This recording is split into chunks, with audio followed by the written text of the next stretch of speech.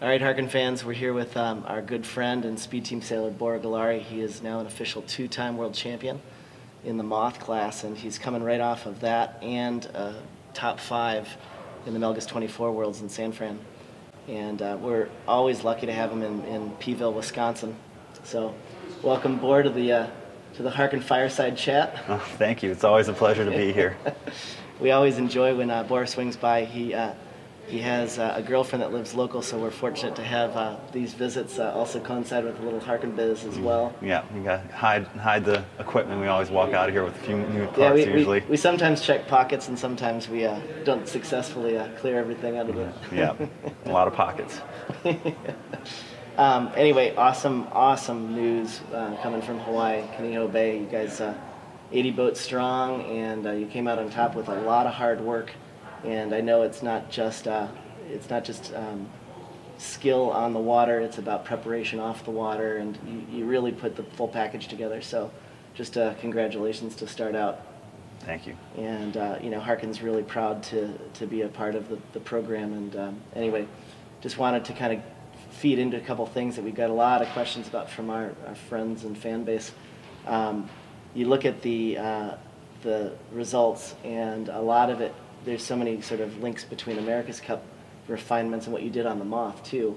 And maybe when you're talking to Alan right after the end of the Worlds, you're talking about this cumulative effect of a lot of the hard work you put in with fairings and a lot of technology.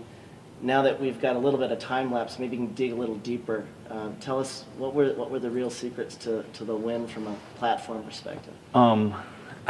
From a platform perspective, it's very interesting. I think a lot of the same ways Oracle were able to win were similar items that worked well in the Moth. Once again, I made a couple gains in my control systems, which enabled the boat to fly more reliably.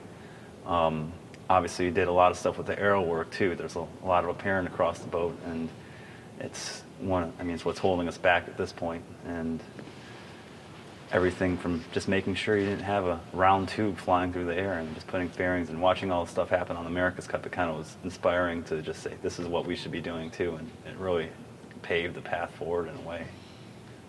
Talk about the monster garage in your basement and how you made this stuff happen. Oh, somehow I was able to get a 2,000-pound mill into my basement in pieces. I have to thank my friends for putting up with that. That was quite an activity to get it all in there. We'll be sure, and it's all according to code, and everything's clear and clean for that, right? Yeah, of course. Never mind, I had to wire it up myself. I'm sure that's not up to code. But through the wonders of YouTube and kind of learning how to do stuff, I was able to manufacture a lot of titanium parts, which I like actually machining a lot more than stainless. The chips don't bite you nearly as much, and ball bearings and spherical bearings, and you're just able to, if your mind imagines it and you can draw it, you can kind of make it, and that's what I try to do. But yeah, it's nice having manufacturing capability in your basement. Not everyone has access to Harken all the time. Yeah. Talk about specifically what are the things you did on the boat. So starting at the bow, I was able to put shouldered ball bearings on the axle for my wand. And basically make married fit in between the wand axle and those ball bearings. And then I was able to put solid pins instead of screws for all the linkages from the wand axle all the way down to the hydrofoil flap. And in the end, I went from having basically about 2.5 millimeters of slop where the flap could just move freely down to sub 0.5 millimeters. And having a really accurate control in between your sensor and your actuator on the flap, I think, makes a big difference. What did that result out in with sailing? You're foiling more consistently, or what? I could fly higher without being bit.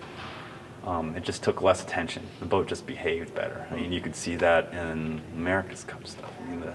To the end, the Oracle boat was able to behave better, and they could sail the boat faster at a higher level without worrying about crashing nearly as much. And that's a positive feedback loop, and it's an all gain.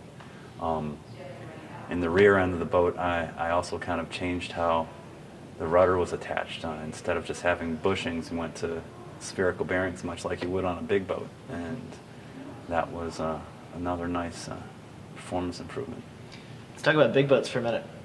You sail in the Natalie J and had Transpac experience, but you're an accomplished big boat sailor as well. How do you link your experiences on big boat sailing to high performance moth sailing, dinghy sailing?